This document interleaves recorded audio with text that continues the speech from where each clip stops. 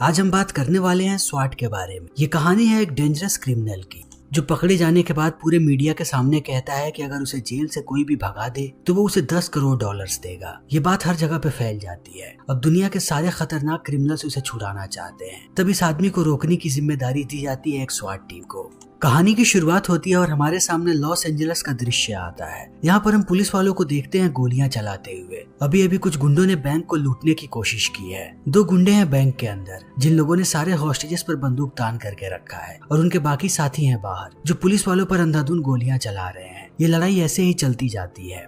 सारे गुंडों ने बॉडी आर्मर पहन करके रखा है लेकिन पुलिस वालों के पास बॉडी आर्मर नहीं है, इसीलिए जब गुंडे उन पर गोलियां चलाते हैं तब ये जल्दी जख्मी हो जाते हैं। पुलिस वालों के सांस में सांस तब आती है जब एक स्वाट की टीम यहाँ पर पहुंच जाती है और हम देखते हैं ऑफिसर जिम और ब्रायन को जो आते हैं नीचे अपने कुछ साथियों के साथ। सबसे पहले ये लोग छत के रास्ते से जाते हैं यहाँ के स्टोर रूम के अंदर और स्टोर रूम से अंदर जाने की तैयारी करने लगते हैं। इनके पास हाईटेक कैमरे हैं जिनकी मदद से ये लोग देख पा रहे हैं कि आखिर गुंडे कहाँ पर हैं और यहाँ से आगे के रास्ते को ये लोग कैसे तय करेंगे। तभी हम स्वाट के कुछ शार्प शूटर्स को देखते हैं जो छत के ऊपर हैं और उन्हें एक विंटेज पॉइंट नजर भी आ गया है और दूसरी टीम भी बाहर आ जाती है। अब ये सारे लोग सोच रहे हैं कि अंदर कैसे जाएं। इतनी तैयारी देखने के बाद अब गुंडे डर जाते हैं और 2 लोग भागने की कोशिश करते हैं सामने वाली गाड़ी से, लेकिन उन्हें पता नहीं होता कि वो लोग स्नाइपर के निशाने थे। जैसे ही वो लोग गाड़ी के अंदर दाखिल होते हैं स्नाइपर उन्हें मार गिराता है। तब अंदर ये बात पता लग जाती है उसके साथियों को। वो लोग समझ जाते हैं कि अब मामला खराब होते जा रहा है, उनकी जान कभी भी जा सकती है। फिर वो कॉल करना शुरू करते हैं और उनकी बात होती है स्वाट के नेगोशिएटर से। ये लोग चाहते हैं कि चाहे कुछ भी हो जाए अंदर जितने भी हॉस्टेजेस हैं उनमें से किसी को भी कुछ भी ना हो। तभी हम ब्रायन और जिम को देखते हैं जिन्हें उनका सीनियर कहता है कि तुम लोग जहाँ पर हो वहीं पर रुके रहो, हम तुम्हें बताएंगे कि तुम्हें आगे क्या करना है। लेकिन अब ब्रायन अपने सीनियर की बात नहीं सुनता।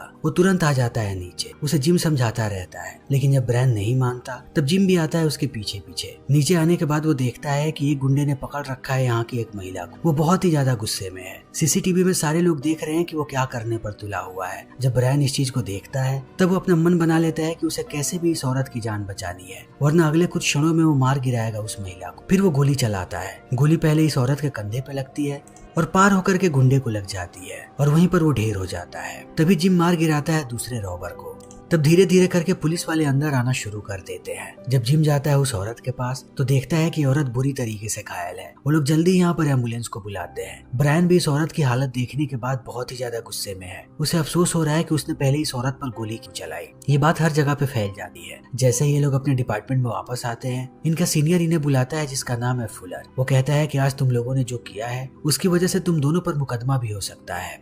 मैं जल्दी ही तुम लोगों का डिमोशन करने वाला हूँ, लेकिन एक आखिरी मिशन है। उससे पहले तुम दोनों काम करोगे केज गार्ड के रूप में। जैसे ही ब्रायन इस बात को सुनता है वो भड़क जाता है और पीटने की कोशिश करता है फुलर, जिससे मामला और भी ज्यादा बिगड़ जाता है। लोग आते हैं और वो ब्रायन को पकड़ के लेकर के जाते हैं बाहर। तब फुलर बात करता है जिम से और कहता है कि अगर मैं चाहूँ तो तुम्हारी नौकरी बचा सकता हूँ। तुम अभी भी स्वाट की टीम में रह सकते हो, लेकिन इसका एक ही रास्ता है, तुम्हें ब्रायन के खिलाफ गवाही देनी पड़ेगी। लेकिन जिम इस बात को नहीं मानता और वो चला जाता है चेंजिंग रूम में ब्रायन के पास। तब ब्रायन बताता है कि मैं इस्तीफा देने वाला हूँ। इन बातों को सुनने के बाद जिम कहता है कि मुझे एक ऑफर मिला है। फुलर ने मुझे कहा कि अगर मैं तुम्हारे खिलाफ गवाही दे दूं तब वो मुझे स्वाट की टीम में रख लेगा। ब्रायन कहता है कि इतनी बेइज्जती होने के बाद भी तुम उसकी बातों को सुन रहे थे, तुम्हें भी इस्तीफा देना पड़ेगा। तब जिम कहता है कि नहीं। ब्रायन कहता है कि इसका मतलब तुम मुझे धोखा देने वाले हो, शायद तुम मेरे खिलाफ गवाही दो। इतना कहने के बाद वो कॉलर पकड़ लेता है जिम का। इन दोनों के बीच लड़ाई होती है। फिर ब्रायन यहाँ से चला जाता है नौकरी छोड़ करके और वक्त ऐसे ही बीतने लगता है। हमारे सामने आता है 6 महीने बाद का दृश्य।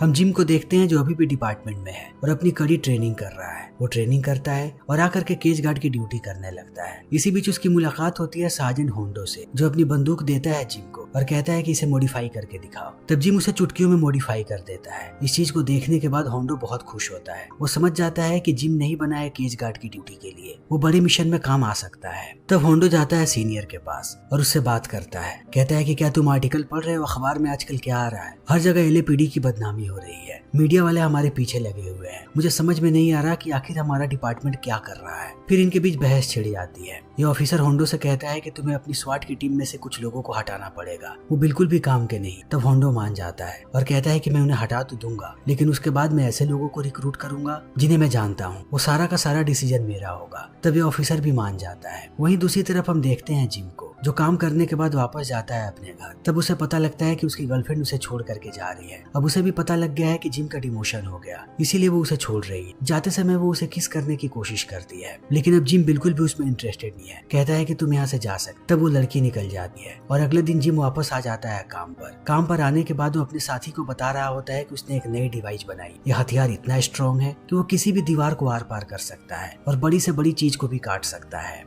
होंडो भी इन बातों को सुन लेता है और आता है जिम के पास, उसकी तारीफ करता है और कहता है कि तुमने जो चीज बनाई है वो वाकई में काबिले तारीफ है। वो दोबारा अपनी बंदूक को भी देखता है। थोड़े समय के बाद ये सारे लोग चले जाते हैं टारगेट प्रैक्टिस में। जब होंडो प्रैक्टिस कर रहा होता है तभी हम एक और ऑफिसर को देखते हैं जिसका नाम है टीजे। टीजे का निशाना बहुत ही अच्छा है, वो सबको पीछे छोड़ देता है, यहाँ तक कि होंडो को भी। होंडो को पीछे छोड़ने के बाद वो उसकी बेइज्जती करता है और कहता है कि यहाँ पर कोई भी नहीं है जो मेरा मुकाबला कर सके। तब होंडो कहता है कि एक आदमी, अगर तुम उसे हरा दो तब मैं तुम्हें $200 दूंगा। टीजे मान जाता है। तब होंडो नाम लेता है जिम का।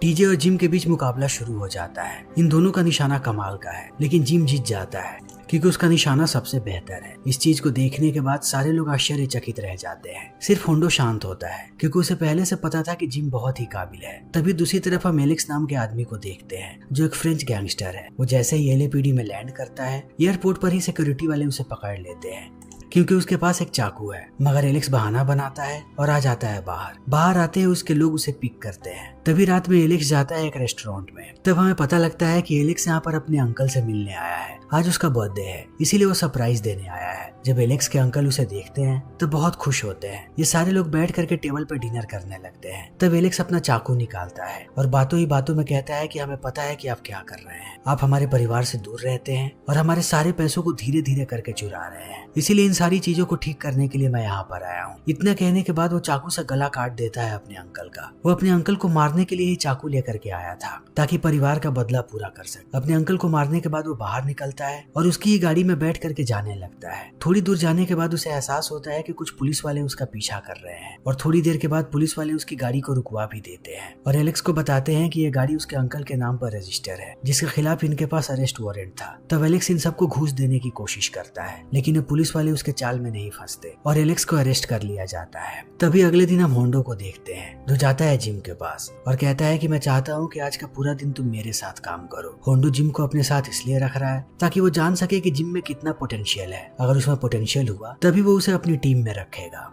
लेकिन वो बाकी लोगों को भी टेस्ट करने वाला है और ये बात वो बता देता है जिम को। सबसे पहले ये लोग जाते हैं डिकी नाम के एक आदमी के पास जो एक सस्पेक्ट का पीछा कर रहा है। ये लोग बहुत देर तक उसके पीछे भागते रहते हैं। अंत में जिम और होंडो पकड़ लेते हैं उस सस्पेक्ट को। तब इन्हें पता लगता है कि डिकी को अकेला ही काम करना पसंद है। वो इनके ऊपर ही भड़कने लगता है। होंडो समझ जाता है कि ये उनके टीम के काबिल नहीं है।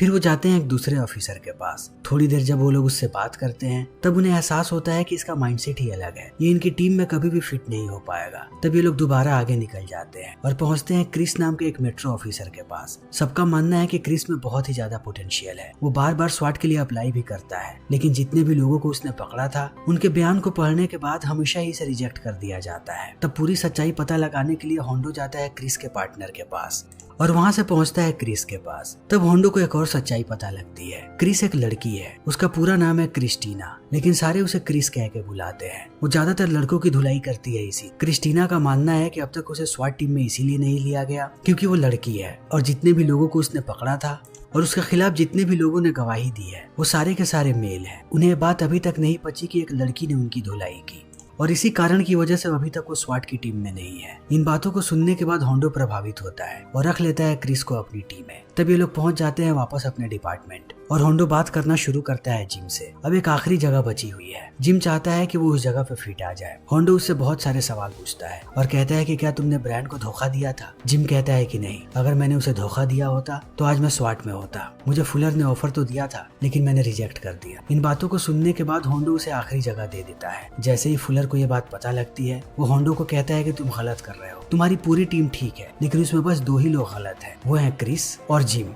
लेकिन होंडो अपनी बातों से नहीं मुकरता। कहता है कि मैंने अपनी टीम को तैयार कर लिया है, मैं अब उन्हें नहीं हटा सकता। तब फुलर गुस्सा हो जाता है और कहता है कि अगर तुम्हारी यही मर्जी है तब तुम लोगों को एक आखिरी टेस्ट देना पड़ेगा। जितने भी लोगों को तुम लोगों ने इंक्लूड किया है हम उनका टेस्ट लेंगे अपने बाकी सिपाहियों के साथ। अगर वो लोग टेस्ट में फेल हुए तब उन सबको तो हटाया ही जाएगा, उसके साथ साथ तुम्हें भी बर्खास्त कर दिया जाएगा। लेकिन होंडो को पूरा भरोसा है अपने सिपाही पर। वो कहता है कि तुम्हें जो टेस्ट लेना है ले, मेरे सिपाही पास जरूर होंगे। फुलर जल्दी ही टेस्ट ऑर्गेनाइज करवा देता है रोज ही इनका टेस्ट होता है। सब एक दूसरे के बारे में जानने लगते हैं कि आखिर कौन कौन है यहाँ पर। इसी बीच हमें पता लगता है माइकल नाम के आदमी के बारे में। जिम की एक्स गर्लफ्रेंड माइकल की बहन थी, इसीलिए माइकल को गुस्सा है जिम पे। वो बार बार उस पर कमेंट करते रहता है। एक दिन जिम को गुस्सा आता है और ये दोनों लड़ने लगते हैं, लेकिन बाकी सारे लोग इन्हें अलग करते हैं और दोबारा से इनका टेस्ट शुरू हो जाता है। इन्हें अलग अलग सिनारियोज दिए जाते हैं और अलग अलग सिचुएशंस, और पता लगाया जाता है कि कौन से सिचुएशन में ये लोग कैसे रिएक्ट करेंगे। हर रोज इन्हें नए नए टास्क मिलते रहते हैं। ये सारे लोग बहुत ही अच्छे से परफॉर्म करते हैं। तब एक दिन इनकी होती है शार्प शूटिंग की ट्रेनिंग। तब होंडो के सारे सिपाही बहुत ही बढ़िया परफॉर्म करते हैं। होंडो अपने सिपाहियों को लेकर के बहुत कॉन्फिडेंट है। इन्हें एक के बाद एक हॉस्टेज वाले सिचुएशन भी दिए जाते हैं कि हॉस्टेजेस को कैसे रेस्क्यू करना है। अब देखते ही देखते इनकी अब ट्रेनिंग खत्म होने वाली है। तभी इन्हें सिचुएशन मिलता है एक हाईजैक प्लेन का। प्लेन के अंदर कुछ पुलिस वाले हैं जो आतंकवादियों की तरह रिएक्ट करेंगे। उनके पास नकली बंदूकें हैं। वहीं दूसरी तरफ इन्हें अंदर जाना है और सबको पकड़ करके अंदर के सारे हॉस्टेजेस को बचाना है। तब होंडो इनके सामने लाता है उस प्लेन का ब्लूप्रिंट। जिम जैसे ही ब्लूप्रिंट को देखता है, उसे एक रास्ता नजर आ जाता है जाने, जहाँ से खाने की सप्लाई जाती है प्लेन के अंदर। लेकिन ये रास्ता बहुत ही तंग है। इस रास्ते से इनकी टीम का सिर्फ एक ही मेंबर जा सकता है और वो है क्रिस्टीना। फिर ये लोग अपनी गाड़ी को लेकर के जाते हैं प्लेन के नीचे ताकि क्रिस्टीना को अंदर भेज सके, और बाकी लोग दूसरी तरफ से अंदर जाने की कोशिश करने लगते हैं। वो जाते हैं एक हैच के पास। तब वो देखते हैं कि हैच के ऊपर उन लोगों ने बॉम्ब लगा करके रखा है। तब बड़े ही चालाकी के साथ ये लोग ट्रैप को हटा देते हैं। वहीं दूसरी तरफ से क्रिस्टीना भी अंदर आ जाती है। ये लोग एक एक करके सबको मारने लगते हैं और किसी भी हॉस्टेज को कुछ नहीं होता। जितने भी लोगों ने उन्हें बंधक बना करके रखा था, ये सबको अपनी नकली गोलियों से मारते हैं और टीजे को एक नकली गोली लगती है। अगर ये असली मिशन होता तब टीजे कहीं जिंदा नहीं बचता। होंडो इस परफॉर्मेंस को देखने के बाद बहुत ही ज्यादा खुश है। उसके टीम मेंबर्स ने ना इस टेस्ट को जीता है, बल्कि एक नया बेंचमार्क सेट कर दिया है सबसे कम समय में हाईजैक को रोकने का। इसीलिए अब सारे लोग सेलिब्रेट करना शुरू कर देते हैं। बहुत देर तक ये लोग बैठते हैं एक बार में, लेकिन जैसे ही रात होती है सब अपने अपने घर चले जाते हैं। मगर जिम और क्रिस अभी भी पार्टी करना चाहते हैं। तब वो जाते हैं एक दूसरे बार में। इसी बीच जिम की मुलाकात होती है ब्रायन से। ब्रायन मजाक बनाने लगता है जिम का, लेकिन जिम कुछ भी रेस्पॉन्स नहीं देता। तब ब्रायन यहाँ से निकलता है। जाते समय वो एक फोटो फ्रेम को तोड़ देता है जिसके अंदर जिम और ब्रायन की तस्वीर लगी हुई है। तब ये दोनों भी बाहर आते हैं। बाहर आते समय जिम करीब जाने की कोशिश करता है क्रिस के। तब क्रिस उसे रोक देती है, लेकिन वो बताती है कि कल मेरी बेटी का बर्थडे है, मैं तुम्हें इनवाइट कर रही हूँ, तुम्हें आना है। तब जिम कहता है कि वो जरूर आएगा। अगले दिन सबकी छुट्टी है। सब अपने परिवार और अपने दोस्तों के साथ समय बिता रहे होते हैं और जिम होता है क्रिस के घर पे उसकी बेटी के बर्थडे के लिए। जल्दी ही वो सारे बच्चों का फेवरेट बन जाता है। इसी बीच हम एलेक्स को देखते हैं अपने वकील के साथ, जो उसे कहती है कि उसे निकालना बहुत ही मुश्किल है, शायद उसे जेल में कुछ समय के लिए रहना पड़ेगा। तब एलेक्स गुस्सा हो जाता है। जल्दी ही एलेक्स को एक जेल से दूसरी जेल में ट्रांसफर किया जाने वाला है। तभी हम होंडो की टीम के सारे मेंबर्स को देखते हैं। उनके फोन पर एक इमरजेंसी मैसेज आता है कि एक आदमी ने एक बूढ़े आदमी को बंधक बना करके रखा है। तब ये सारे लोग उस जगह पे पहुंच जाते हैं। वहां जाने के बाद इन्हें पता लगता है कि जिस आदमी ने बूढ़े आदमी को बंधक बनाया है, उसने सारे के सारे दरवाजों पर बॉम्ब लगा करके रखा है और एक खिड़की से उसने शॉटगन बाहर निकाला है। अगर कोई भी करीब आएगा तो वो उसे शूट कर देगा। ये मिशन मिला है होंडो की टीम को। इन सारी चीजों को देखने के बाद जिम कहता है कि जो मैंने डिवाइस बनाई थी वो हमारे काम आएगी। ये लोग उस डिवाइस को निकालते हैं और बीच के दीवार को तोड़ देते हैं और पकड़ लेते हैं उस क्रिमिनल। वहीं दूसरी तरफ हम देखते हैं एक पुलिस वाले को, जिसके पास एक मेल आता है और उसके थ्रू उसे पता लग जाता है कि आखिर एलेक्स है कौन, वो कितना बड़ा गैंगस्टर है। ये बात हर जगह फैल जाती। जैसे ही डिपार्टमेंट को ये बात पता लगती है, वो समझ जाते हैं कि एलेक्स को छुड़ाने के लिए गुंडे जरूर आएंगे। तब वो काम दे देते हैं होंडो की टीम को कि वो एलेक्स के ट्रांसफर पर ध्यान रखें। होंडो भी अपनी टीम को लेकर के निकल जाता है। तभी हम एलेक्स को देखते हैं। जब वो वैन के अंदर होता है तब इन पर हमला हो जाता है। एक एक करके यहाँ के सारे गार्ड्स को मार दिया जाता है और अंत में एलेक्स आजाद हो जाता है। उसे जो लोग छुड़ाने आए हैं वो पुलिस वालों के वेश में आए हैं। जल्दी ही होंडो को इस बात का एहसास हो जाता है। तब यहाँ पर चारों तरफ से गोलियां चलने लगती हैं, लेकिन अंत में होंडो की टीम मार गिराती है सारे को और वो लोग एलेक्स को पकड़ लेते हैं। सारी जगह पर अब यही बातें चल रही है कि एलेक्स पर कितने सारे चार्जेस लगे हैं। उसने बहुत सारे देशों में घुसपैठ की है और हर तरीके के क्राइम्स भी किए हैं उसने। उसे अब लंबे समय के लिए जेल जाना पड़ेगा। सारे लोग जब उसे लेकर के जा रहे होते हैं तभी एलेक्स देखता है मीडिया वालों को। वो उनके कैमरे के सामने जाता है और कहता है कि जो भी मुझे जेल से छुड़ाएगा मैं उसे $10 करोड़ का इनाम दूंगा। मीडिया वाले हर जगह इस खबर को ब्रॉडकास्ट करने लगते हैं और वो इस बात को भी बताते हैं कि बहुत सारे पैसे हैं एलेक्स के पास। $10 करोड़ उसके लिए कुछ भी नहीं है। लॉस एंजलिस के सारे क्रिमिनल्स को ये बात पता लग जाती है। अब सब लोग तैयार हैं कि वो कैसे भी एलेक्स को छुड़ाएं। डिपार्टमेंट को भी ये बात पता लग जाती है कि बहुत ही बड़ा कियोस होने वाला है। वो होंडो की टीम को कहते हैं कि जल्दी अपनी टीम को तैयार करो, हम इसे एयरलिफ्ट करने वाले हैं। हेलीकॉप्टर के द्वारा हम इसे भेजेंगे जेल। सारे लोग लेकर के जाते हैं एलेक्स को छत पर। जैसे ही हेलीकॉप्टर उसे करने आता है, हम एक स्नाइपर को देखते हैं जो हेलीकॉप्टर के इंजन पे शूट कर देता है, जिससे हेलीकॉप्टर नीचे आता है और क्रैश हो जाता है। तब होंडो एलेक्स को लेकर के आने लगता है नीचे अपनी सारी टीम के साथ। वो लोग उसे गाड़ी में बैठाते हैं और शहर के बीचों बीच से लेकर के जाने लगते हैं। चारों तरफ लोग फैले हुए हैं। जब ये लोग शहर के बीचों बीच होते हैं, तभी एक होमलेस आदमी को देखते हैं जो रास्ते पर चल रहा है। तब इनकी गाड़ी स्लो हो जाती है। होमलेस आदमी जैसे ही गाड़ी को करीब आते हुए देखता है, वो अपनी बंदूक निकालता है। तब हमें पता लगता है कि आदमी भी एक क्रिमिनल है और अंधाधुंध गोलियां चलाने लगता है। इसी बीच एक ट्रक भी आ जाती है जिसके अंदर से बहुत सारे क्रिमिनल्स आते हैं और ये सारे लोग अंधाधुंध गोलियां चला रहे हैं होंडो की टीम और एलएपीडी पर। इस लड़ाई में बहुत सारे पुलिस वालों की जान जाती है।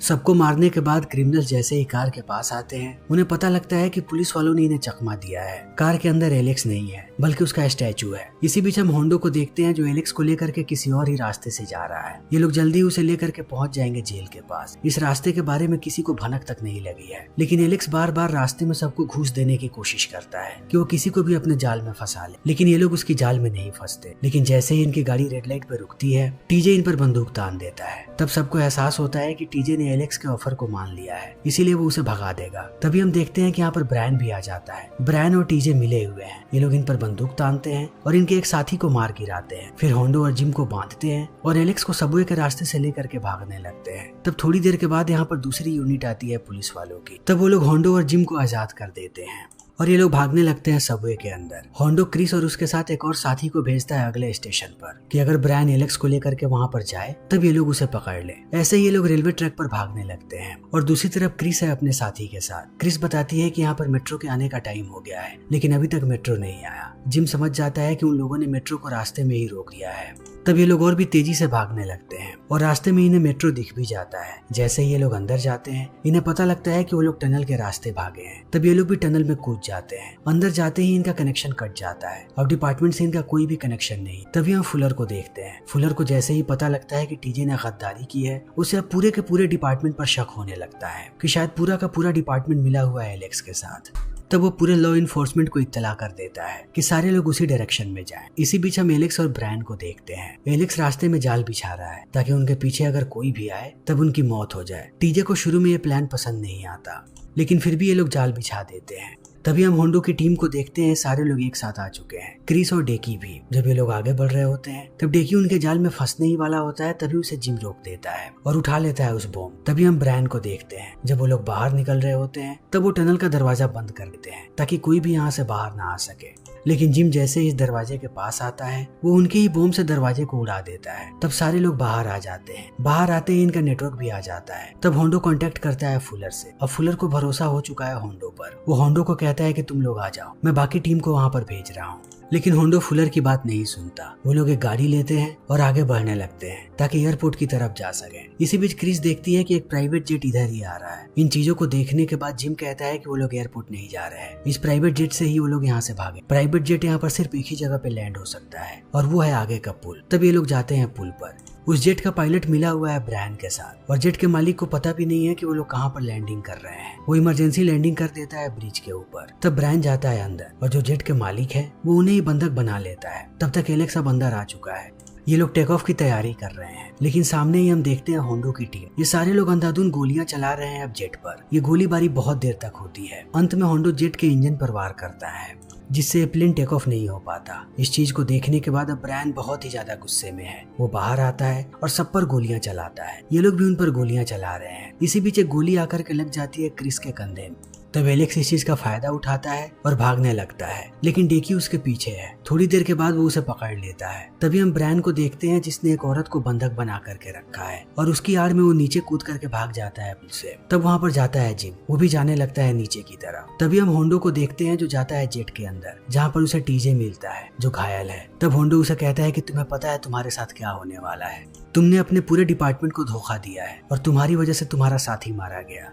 इन बातों को सुनने के बाद टीजे अपने आप को गोली मार लेता है। तभी हम जिम को देखते हैं, वो भी पुल से नीचे कूद जाता है। नीचे रेलवे ट्रैक है। जिम को पता नहीं कि ब्रायन कहाँ पे है, वो ऐसे ही भागते रहता है। तभी ब्रायन उसके सामने आता है और उसके हाथ पे स्टैब कर देता है। जिम जब तक अपने आप को संभालता तब तक वो दोबारा भाग जाता है, लेकिन जिम इतनी आसानी से उसका पीछा नहीं छोड़ने वाला। वो ऐसे ही भागता है और एक वक्त के बाद पकड़ लेता है। तब इन दोनों के बीच बहुत देर तक लड़ाई हुई है। जिम देखता है कि सामने से एक ट्रेन आ रही है। जैसे ही वो ट्रेन नजदीक आती है, जिम एक किक मारता है ब्रायन को और ब्रायन चला जाता है रेलवे ट्रैक पे। तब उसके ऊपर से ट्रेन निकल जाती है और ब्रायन की मृत्यु हो जाती है। तब जिम वापस आता है अपने बाकी साथियों के पास। यहाँ पर फुलर भी आ चुका है। वो सबको बधाई देता है कि इनका काम काबिले तारीफ है, इन्होंने सबको गलत प्रूफ कर दिया, इनकी टीम कमाल है। लेकिन उन्हें ये भी कहता है कि अभी भी तुम लोगों का काम खत्म नहीं हुआ, एलेक्स को जेल लेकर के जाना है तुम लोगों को। तब होंडो अपनी टीम को एकत्रित करता है और एलेक्स को ये लोग जेल में छोड़ करके आते हैं सही सलामत। अब इनके रास्ते में कोई भी नहीं आता, लेकिन वापस आते समय इन्हें पता लगता है कि एक और रॉबरी हो रही है शहर में। इनका शिफ्ट खत्म हो चुका है, अगर ये चाहें तो ये लोग घर भी जा सकते हैं। लेकिन होंडो की टीम कहती है कि ये लोग एक और काम तो कर ही सकते हैं। फिर ये लोग निकल पड़ते हैं रॉबरी वाली जगह पे और इसी के साथ ये फिल्म यहीं पर खत्म हो जाती है। तो दोस्तों, हमारी आज की ये वीडियो यहीं पर खत्म हुई है। अगर आपको हमारी ये वीडियो पसंद आई हो तो इसे लाइक करें, शेयर करें और चैनल को सब्सक्राइब करें। Thank you.